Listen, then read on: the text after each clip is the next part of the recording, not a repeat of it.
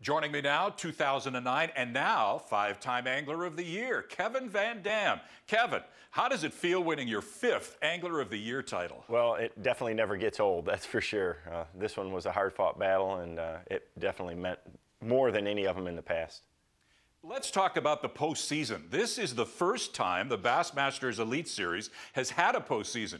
You came into the Champions Week at the top of the Angler of the Year standings. Talk to me about the first leg on Lake Jordan, where you actually finished in the middle of the pack. Well, you know, when you're going to an event like this, and it's the first time for having the postseason, like you said, you want to come in and be at your best. And starting out at Lake Jordan.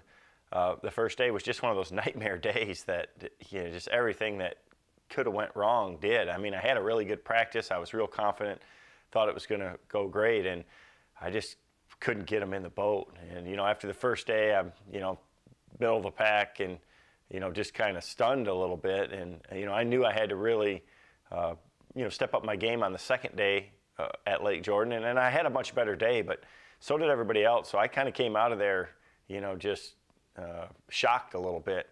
Skeet had a pretty good tournament. He finished second that week, and I was sixth. So, going into the second event, I knew it was going to be a long shot. Okay, but then you turned it around on the Alabama River. Skeet Reese was right there and only needed a top 4 finish to take the Angler of the Year. What did you say to yourself to gut out the win? Well, going into that, I knew that if I won, like you say, if he finished 4th or better, I couldn't beat him. But I wanted to make sure I did my part. I'll be honest with you, I was pretty upset with myself after Jordan Lake. I've had, a couple of tournaments on the Alabama River before, so I had a little experience. And, I went out there practicing, looking for the quality of fish that I knew it'd take to win. I mean, I wanted to win that one so bad that, I could definitely taste it. And then even then, if Skeet caught him, it wouldn't have mattered. But I wanted to make sure that I did my part there anyways. Now, this was your 5th Angler of the Year title. Do you feel like the Champions Week format, do you feel it's making it exciting for the fans? You know what? I think it was super exciting. For us, the anglers, it was really intense, lots of pressure.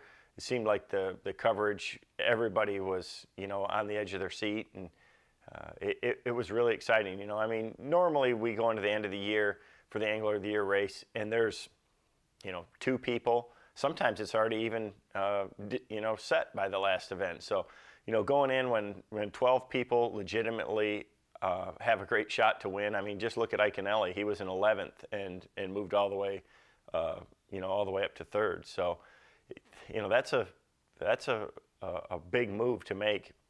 So it was definitely exciting. I think there's something really to it, for sure. Absolutely. Looking back at the season, you finished 2nd on Lake Dardanelle in Arkansas. You won on Virginia's Smith Mountain Lake, and you were 2nd on Kentucky Lake, Tennessee. Talk to me about the ups and downs of the entire season on the tour. Just how tough is it? It's real tough. I mean, I had a pretty good year overall. Typically, you end up, winning when you don't expect to, and that's what it was for me at Smith Mountain. I didn't go into that event, thinking after practice that I was going to win, but, I felt confident about what I was doing, and then, Dardanelle and Kentucky Lake, I finished 2nd in both of those, and that was disappointing. I mean, I had the opportunities to do better in both of those events, and it just was one of those things that, it doesn't, always fall into place. But, when you're fishing to win Angler of the Year, you can't have bad tournaments. And sometimes that mentality will hurt you in the Angler of the Year race. So what does it mean to win at this level, both personally and professionally? Well, for me, it's unbelievable to be able to win against the level of competition that's out there now. I mean, I have to work harder at it every year.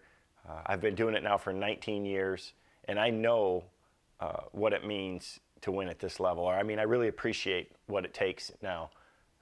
These guys are really good, and professionally, from a sponsor standpoint and things like that, times are tougher than they've ever been in the economy, and it's more important to, not only for your own career, but for your sponsors to do the best job you can and to help them as much as possible, because our whole industry right now, has taken a big hit. So anything that I can do to help, where I can, is real important. You know, this is a sport that I absolutely love. It's something that I want to be around in. I'd love my kids to be able to have a shot at it. So, you know, anything I can do means a lot.